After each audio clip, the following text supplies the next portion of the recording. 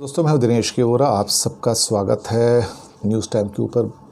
खबर supreme court की है। सुप्रीम कोर्ट का रवैया पिछले 5 सालों से ऐसा रहा है कि उसके सारे जजमेंट सरकार के पक्ष में गए हैं।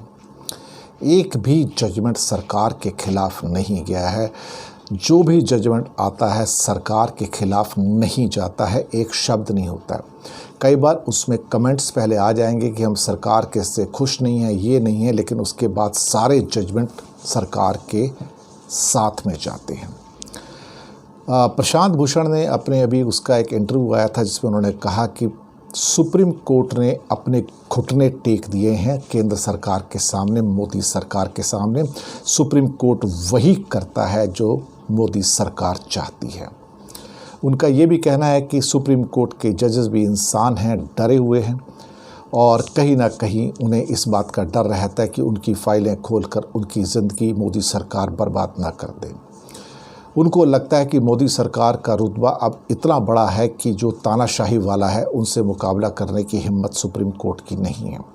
हाई कोर्ट के अंदर जब कभी भी ऐसे केसेस आते हैं, प्रशांत भूषण ने बताया कि वहाँ पर जब उनके जजेस केंद्र सरकार के ऊपर बरसते हैं, जैसे कि अभी 6 हाई कोर्ट्स में, हाई कोर्ट्स अलग अलग, दिल्ली का हाई कोर्ट मिला के उनके ऊपर ऐसा बरस रहा है।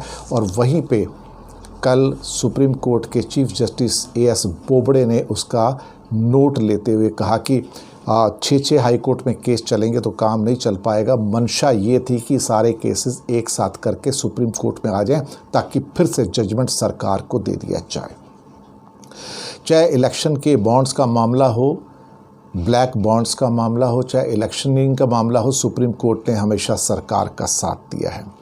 हाई कोर्ट ने तो यहाँ तक कह दिया सरकार से कि बैग बोरो और स्टील, भीख मांगो, उधार लो, चोरी करो, लेकिन सरकार का काम है, मोदी सरकार का काम है लोगों को ऑक्सीजन दिलाओ, उनकी जान बचाओ। Bag borrow and steel.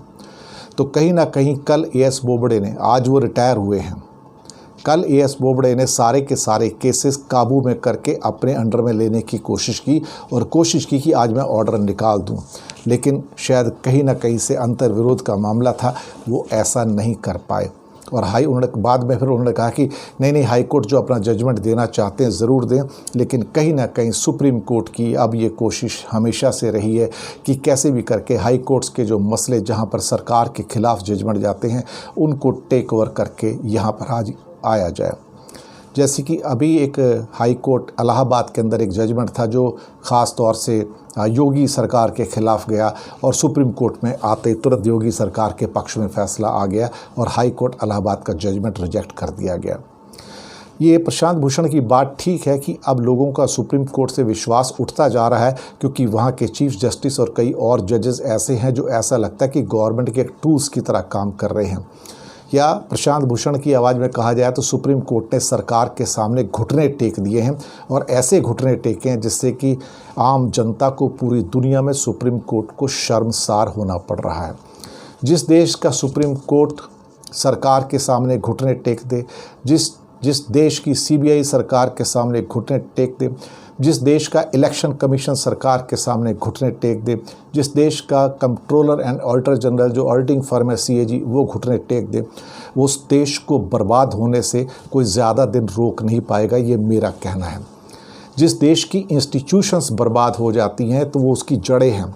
ये जैसे कि एक देश बनियान ट्री की तरह होता है, बरगद का पेड़ होता है और ये सारी उसकी जड़ें होती ज़मीन में।